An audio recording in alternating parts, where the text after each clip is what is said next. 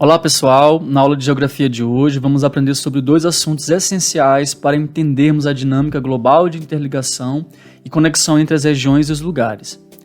E também vimos que lá no fórum da disciplina tivemos a participação de muitos alunos. Isso é importante para construirmos o aprendizado. Então, dividiremos esse momento em duas partes. A primeira será sobre transportes e a segunda sobre comunicação. Lembramos também que já está disponível um exercício de fixação pelo Moodle, para ser realizado após nosso encontro. Então tenham todos uma excelente aula. Parte 1. Transportes. O mundo em movimento. Redes e fluxos de transportes globais. Bom, antes de iniciarmos nossa jornada, é preciso relembrar alguns conceitos importantes. O primeiro deles é a globalização, que é um dos processos de aprofundamento internacional da integração econômica, social, cultural e política, que teria sido impulsionado pela redução de custos dos meios de transporte e comunicação dos países no final do século XX e início do século XXI. O segundo é redes, que é um conjunto de locais da superfície terrestre conectados ou interligados entre si. Sobre os fixos e os fluxos, é preciso entender que na organização do espaço, as redes são constituídas por fixos e fluxos, uma vez que os fixos foram construídos pelas ações humanas e estão fixados no espaço. Já os fluxos ocorrem a partir das relações econômicas e sociais. É a circulação de produtos, capitais, informações e pessoas. Já a escala geográfica é a abrangência de um determinado fenômeno que ocorre no espaço geográfico. Dito isto, a gente pode dizer que os transportes são essenciais para o funcionamento do mercado global, regional e local. Investir em transportes, então, é muito importante para o crescimento econômico de um país. Mas quando a gente fala de transporte, vem a seguinte pergunta: o que transportamos? A gente sabe que o transporte de pessoas é importante, mas essa não é a única coisa que se transporta no mundo. Também transportamos medicamentos, produtos alimentícios e tudo aquilo que podemos comprar em supermercados. Mas, na pandemia, as pessoas foram impedidas de viajar. Para quem teve condições, trabalhar e estudar passou a ser de forma remota. Diante disso, percebemos que o transporte de pessoas não era tão essencial assim. Mas os produtos não poderiam deixar de ser transportados, pois os produtos essenciais, como remédios e alimentos, não podem deixar de circular. Na pandemia, o volume de compras também aumentou pela internet.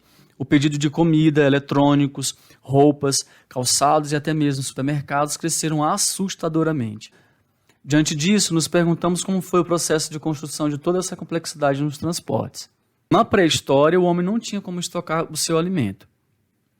Além disso, o homem precisava se deslocar de uma região a outra atrás de comida e abrigo. Nesse percurso, ele precisava levar armas, utensílios, alguns alimentos e água. No momento em que o homem passou a cultivar parte do que precisava, chegou-se ao excedente de produção, podendo comercializar parte do que produziu. O uso de animais também foi essencial para se transportar cargas mais pesadas e a distâncias maiores, mas foi com a invenção da roda que o transporte começou a ganhar maior força e as distâncias e o peso não era mais considerado um problema. Já no período das grandes navegações, a invenção da caravela ajudou o homem a vencer o medo do alto mar, chegando a conquistar a América. Novos produtos e novas rotas comerciais foram criadas. Mas apesar disso, o tempo de viagem ainda era considerado grande. Estima-se em 6 meses o deslocamento da Europa à América recém-conquistada. Mas foi com a invenção da máquina a vapor, que funciona através da queima do carvão mineral para que se a água mover o pistão que move a roda, que abriu o caminho para uma nova revolução. Com isso, a Revolução Industrial mudaria o mundo para sempre. Além disso, novas fases surgiriam conforme a tecnologia iria avançando. Nesse sentido, a máquina a vapor abriu novas possibilidades de produzir e de se transportar o que se produz. Tanto que no século XVIII, juntamente com a máquina a vapor, vieram o carro a vapor, a máquina de tecer a vapor, ônibus a vapor e a locomotiva a vapor. Todo esse progresso pode ser visualizado nesse mapa comparativo que mostra as ferrovias na Europa no ano de 1840, em comparação com 40 anos depois, 1880, e como esse meio de transporte se espalhou por toda a Europa. Mas foi no período da Segunda Guerra Mundial, em 1939 e 1945, que o mundo passou a usar grandemente o motor a combustão, e o transporte aéreo ganhou força, pois era preciso transportar mantimentos, armas, remédios e soldados. Agora tudo era muito mais rápido. Apesar de já existir voos comerciais na época, tudo ganhou novas proporções.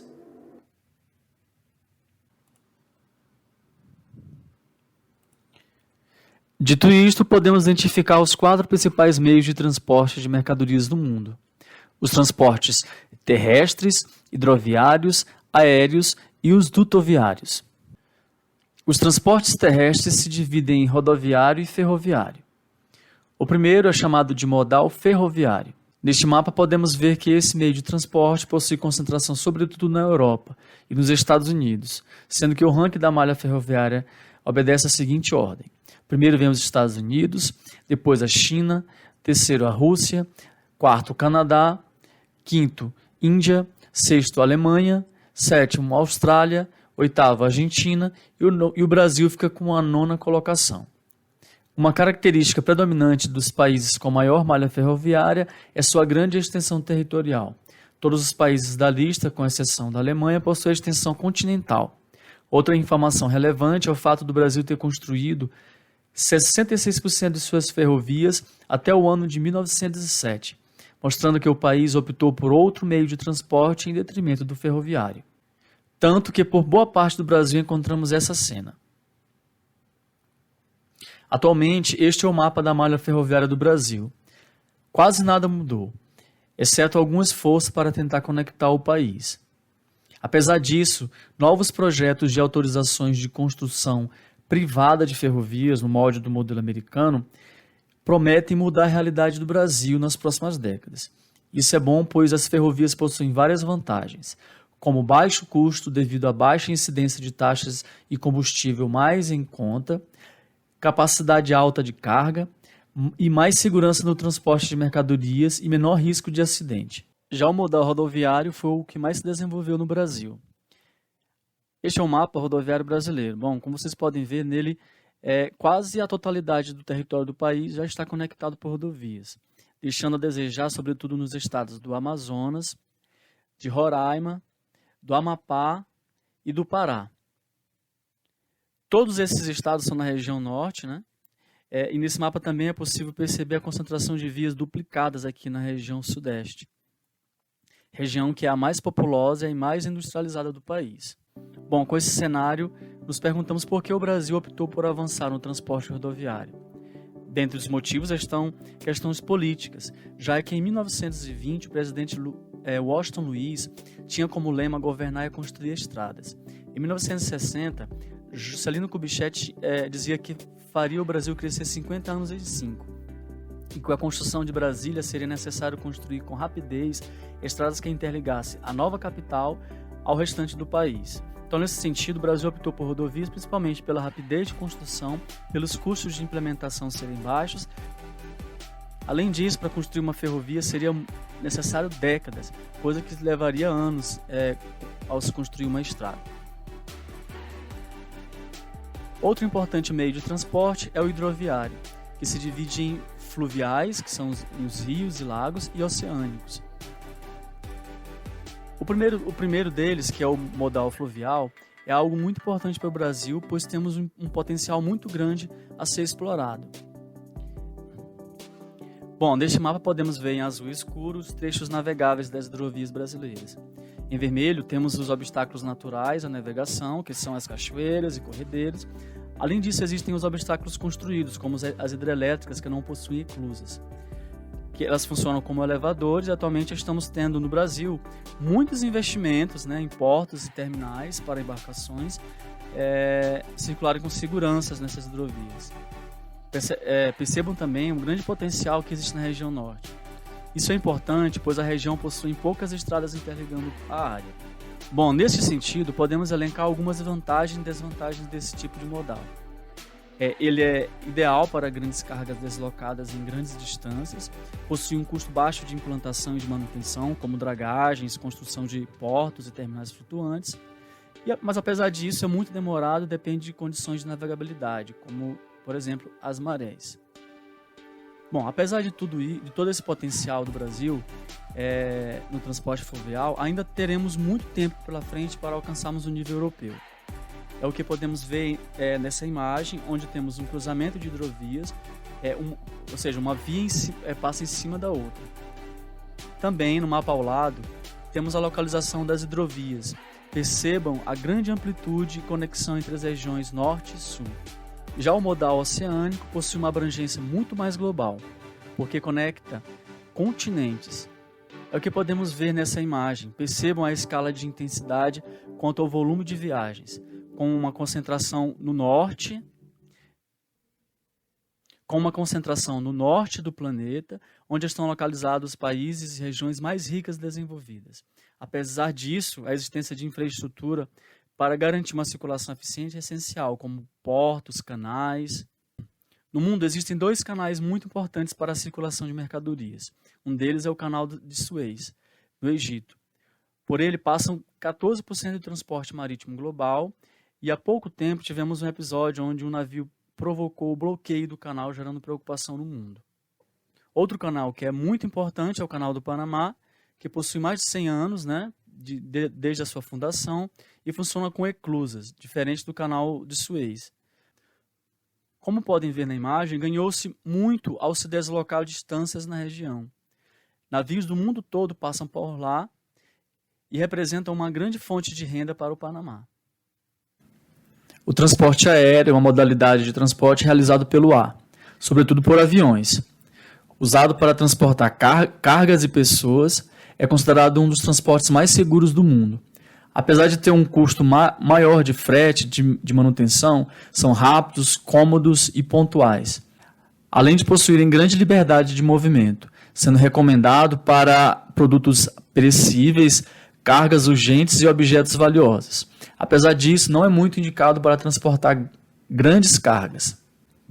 Bom, nesses mapas a gente consegue ver aqui um monitoramento de voos no mundo.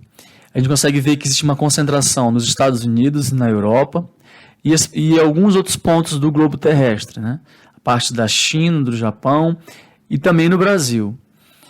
Ou seja, em uma escala global, o Brasil tem uma concentração um pouco inferior a essas 2 regiões do mundo. Mas a uma escala regional e uma escala nacional, a região sudeste concentra boa parte desses voos. Nesse outro mapa, onde mostra as rotas nacionais, a gente consegue ver que existem poucas empresas que atuam no transporte aéreo no Brasil, em comparação com os Estados Unidos, por exemplo. Isso é um problema porque acaba fazendo com que o custo se torne ainda maior, porque não tem a competitividade é baixa. E, como a gente sabe, existem muitos impostos, existem custos elevados para poder conseguir fazer com que esse setor cresça no Brasil. Tanto que a Avianca já faliu e a TAM hoje em dia está passando por dificuldades. O transporte dutoviário ou tubular é aquele realizado por meio de dutovias, ou seja, de tubulações. As dutovias são classificadas em oleodutos que transportam as substâncias derivadas do petróleo, por exemplo, combustível, gasolina, álcool, dentre outros. Tem também os gasodutos que transportam aí gases, por exemplo, gás natural e dióxido de carbono. Tem minerodutos que transportam aí minérios, por exemplo, minério de ferro, diesel, querosene, cimento e salgemas. Tem também os carbodutos que transportam carvão mineral e tem os polidutos que transportam aí produtos variados como, por exemplo, água, cerveja, vinho. Como vantagens do transporte dutoviário, temos a diminuição do tráfego de substâncias perigosas, a incidência de desastres ecológicos. O sistema dutoviário é bastante seguro e pode transportar grande quantidade de cargas, embora transporte pouca variedade de produtos por longas distâncias. Além disso, não existe o custo de embalagem, funciona 24 horas por dia. Tem também a diminuição de roubos e furtos de produtos, pois muitos tubos estão imersos no subsolo.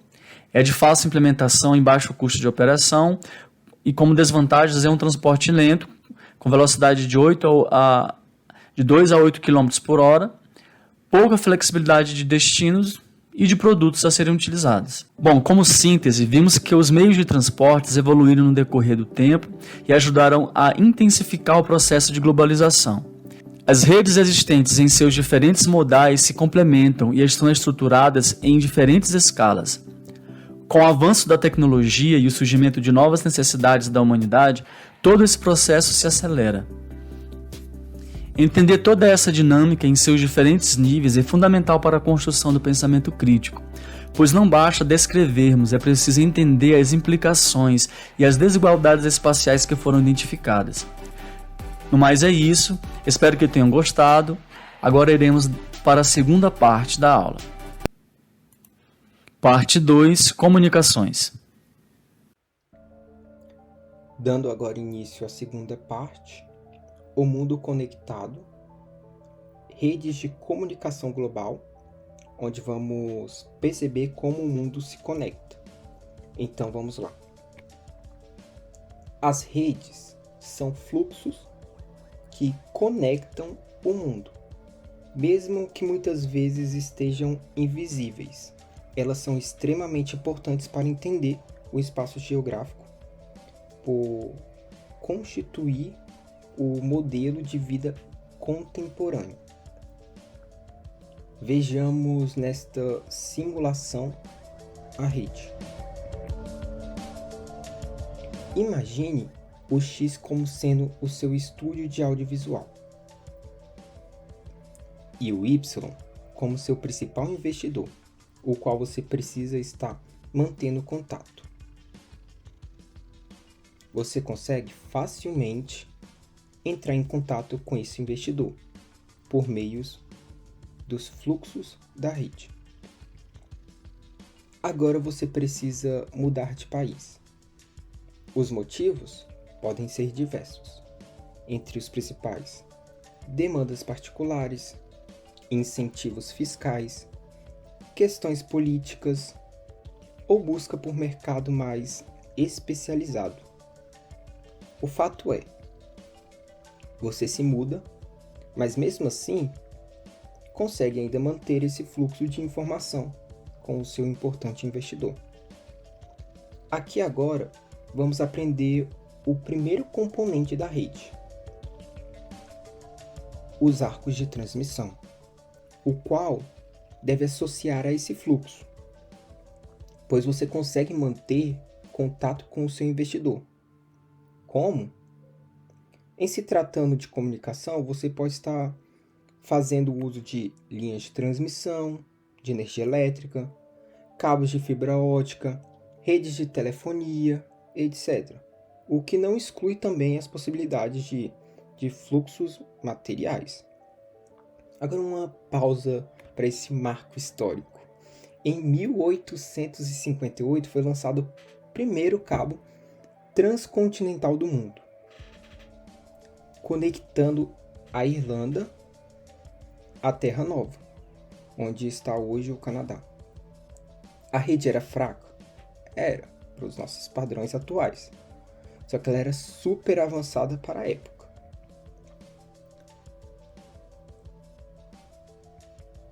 Retomando o conteúdo, vale destacar que, apesar de os seus dados possam passar por diversos arcos de transmissão, provavelmente vai ser via cabo de fibra ótica, o qual representa hoje 99% da transmissão dos fluxos. Você provavelmente achava que era via satélite. É um equívoco muito comum olhar este mapa em 3D e acreditar que aparentemente esses poucos cabos são eficientes para tamanha demanda. Digo desta forma porque estamos interconectados com o mundo, mas nem todo mundo tem densidade de redes com intensos fluxos. Hoje conseguimos fazer trocas internacionais, inclusive com dinheiro, ao usar cartões. Tem hoje as bandeiras internacionais, né? Podemos ter acesso a eventos globais, né? Tipo a Copa do Mundo. E no começo, como bem sabemos, a transmissão era complicada, para não dizer inexistente, em meios modernos. Daí, os nós de bifurcação entram em campo. Os nós de bifurcação, eles são como multiplicadores da informação, mas também pode agregar, por exemplo, ao fazer tradução do conteúdo. Mas é mesmo só no último componente que, de sua empresa, por meio de um ponto de acesso, ou fixo se preferir, seus funcionários conseguem acompanhar este grande evento esportivo. Esses fixos podem ser a televisão ou até mesmo, acreditem, os dispositivos móveis. E hoje temos meios de comunicações bastante eficientes tecnologicamente. Os meios de comunicação, esses, hoje são de massa, eles fazem bastante sucesso exatamente por terem essa capacidade de influenciar globalmente novos padrões de consumo. E aqui percebemos como as empresas estão por trás desses novos padrões e como elas se instalam principalmente em regiões com fluxos já intensos. Aliados às redes sociais, essas empresas conseguem captar até sua localização geográfica para fazer anúncios mais efetivos.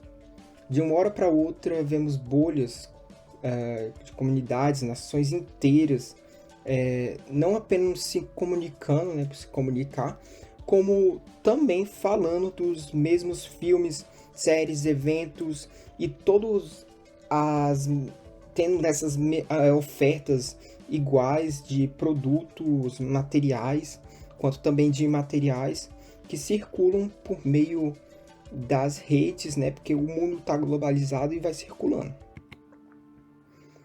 As gigantes, essas grandes corporações, estão na correria para aumentar a capacidade de seus fluxos.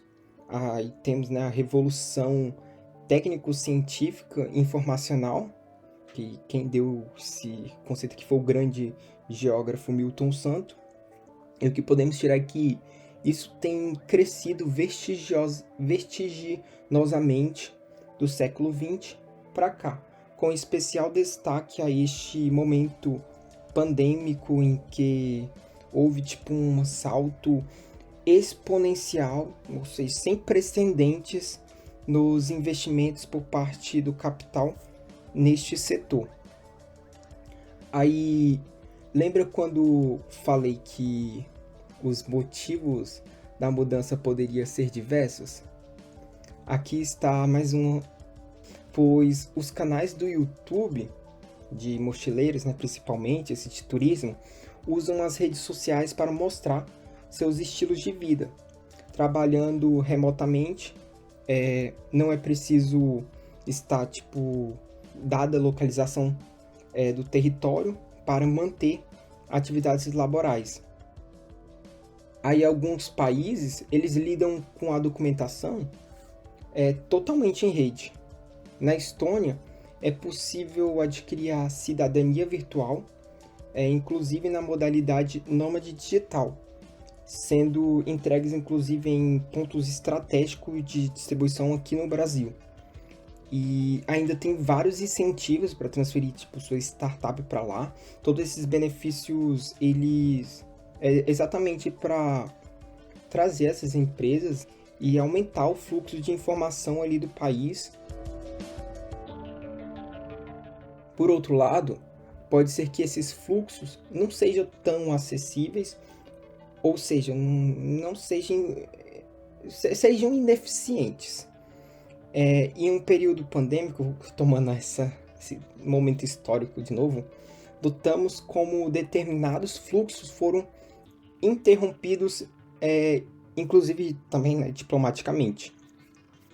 Questões imateriais, culturais, elas podem servir para fortalecer ou enfraquecer ou tentar fortalecer laços, e por isso que traz aqui a imagem do Zé Carioca, né, que foi uma tentativa dos Estados Unidos, e isso já retomando já, não no momento pandêmico, mas, né, no passado, de fortalecer a comunicação com o Brasil em um período de guerra. Infelizmente, a mídia do personagem é uma representação do lugar brasileiro que foi visitado pelos criadores e que eles não tiveram uma experiência tão boa, que tinha muitas trapaças, crimes, violência, e acabou refletindo no personagem. Por isso que acaba que hoje em dia eles pararam de usar, mas enfim. Mas não é apenas a mídia em arte que comunica. Toda essa informação da rede geográfica faz com que, em menos de minutos, o que acontece no Brasil esteja no mundo. O caso analisado aqui, está aparecendo no slide, ele foi um recorte aqui, né, da imprensa americana, por ter mais infraestrutura, densidade nas suas comunicações, acaba sendo mais expressivo e reverberando no mundo, e acaba também chegando essa informação aqui com esse recorte. E o resultado, né, dessas análises ali das publicações americanas foi esse resultado que reflete o cenário de 2020, da leitura deles, né, do cenário brasileiro. Para encerrar, amarrando todo o conteúdo ali abordado de forma geral, né?